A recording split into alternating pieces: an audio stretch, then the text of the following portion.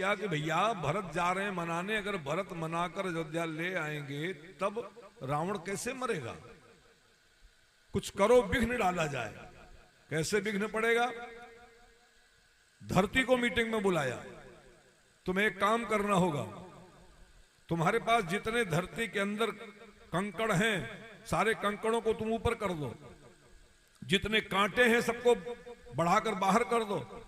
भरत और उनके साथ के लोग जब जाएंगे पैर में कांटे गड़ेंगे, कंकड़ चुभेंगे, ये सब लौट जाएंगे अयोध्या, आगे नहीं जाएंगे। किसी ने सलाह किया कि गुरुजी से भी बात कर लिया जाए। गुरु बृहस्पति के पास गए और पूछा कि गुरुदेव, हम लोगों ने प्रस्ताव पास किया है कि धरती को आदेश दिया है कि धरती तुम्हारे पास जितने कंकड़ हैं, जितने कांटे हैं, सबको ऊपर कर दो। भरत जा रहे हैं मनाने, उनके पैरों में छाले पड़ जाएंगे, लौट आएंगे। गुरुजी ने कहा कि कितना बड़ा अनर्थ करने जा रहे हो तुम। तुम्हें राम जी का स्वभाव नहीं मालूम? सुन सुरेश, सुरेश माने होता इंद्र, सुन सुरेश रघुनाथ स्वभाव। राम जी का स्वभाव है क्या? अपने अपराधी को कभी दंड नहीं देते वो। अपराधीन पर को न काऊ। अब राम जी को 1000 गालियां दे दो, राम जी आप पर कभी कुपित नहीं होंगे। लेकिन याद रखना, राम जी के किसी भक्त को तुम अपमानित कर दोगे, राम रोष पावक सो जरई, वो राम जी के रोष की अग्नि में जलकर भस्म हो जाएगा। भरत राम जी का भक्त है, वो जा रहा है मनाने और तुम उसको रोकना चाहते हो।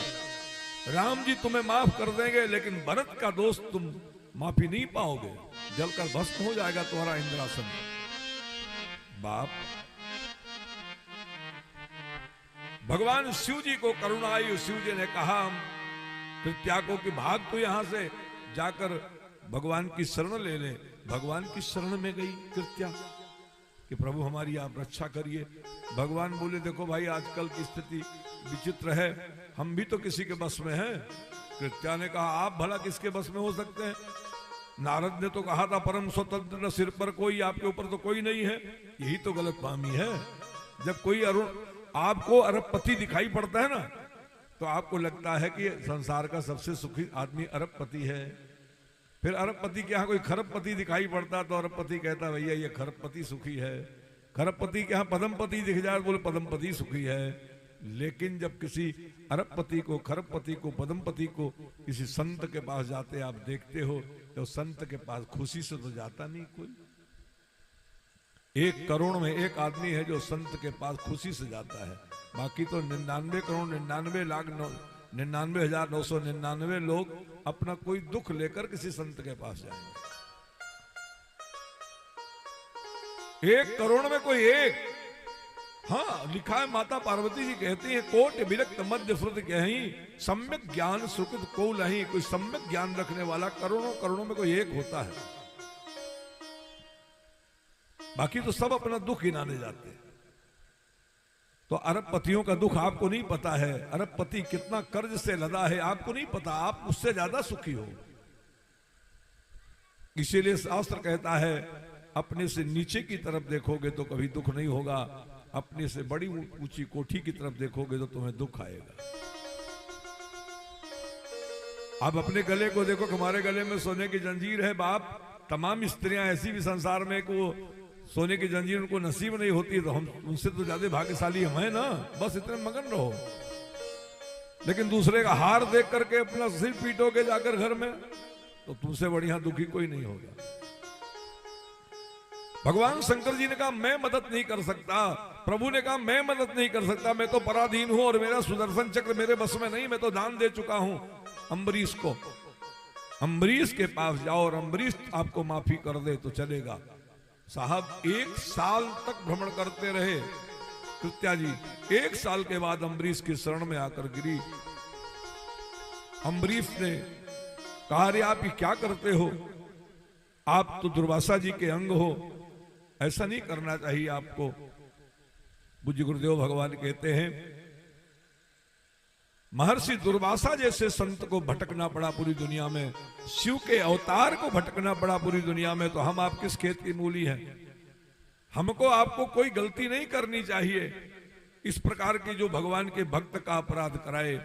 पूज्य गुरुदेव भगवान कहते हैं, महर्षि दुर्वासा ने जब आकर शरण पकड़ी तब अम्बरीश ने कहा, महाराज हमारे चरण मत पकड़िए, चक्र सुदर्शन जी को मनाइए। उन्होंने कहा, चक्र सुदर्शन को हम नहीं मना सकते, चक्र सुदर्शन को हम नहीं मना सकते तो कौन मनाएगा।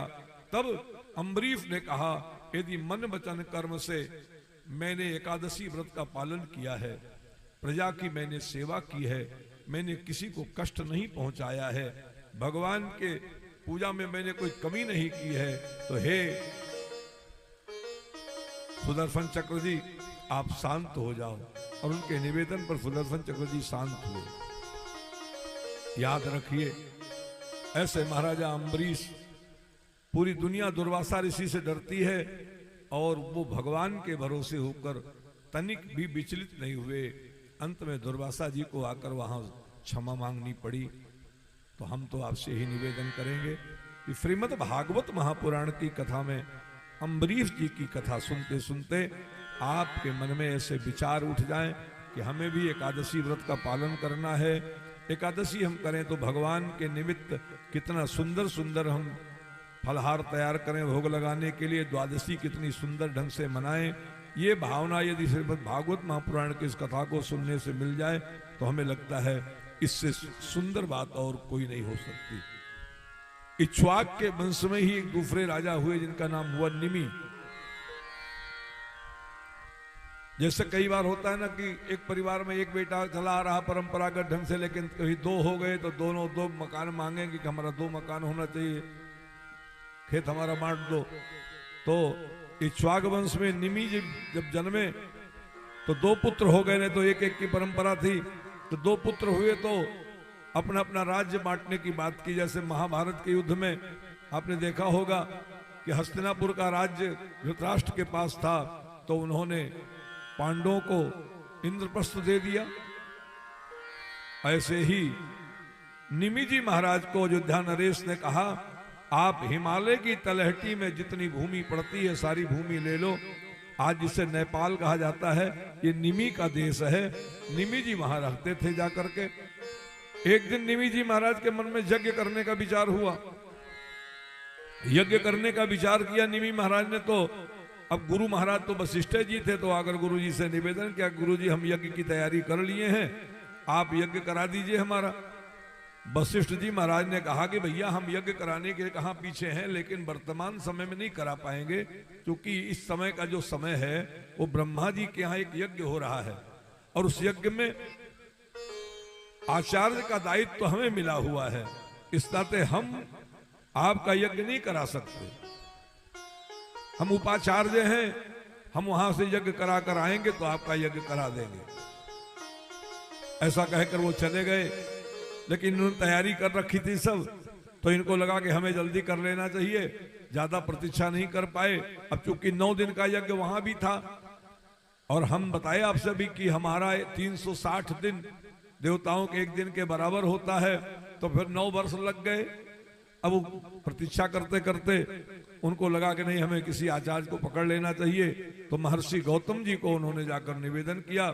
महर्षि गौतम जी उस समय शिव जी के अंश से अवतरित माने जाते थे, उनसे निवेदन किया और यज्ञ के लिए तैयार हो गए। यज्ञ धूमधाम से संपन्न हो रहा था। इतने में यज्ञ पूरा करके और महर्षि वशिष्ठ जी पधारे।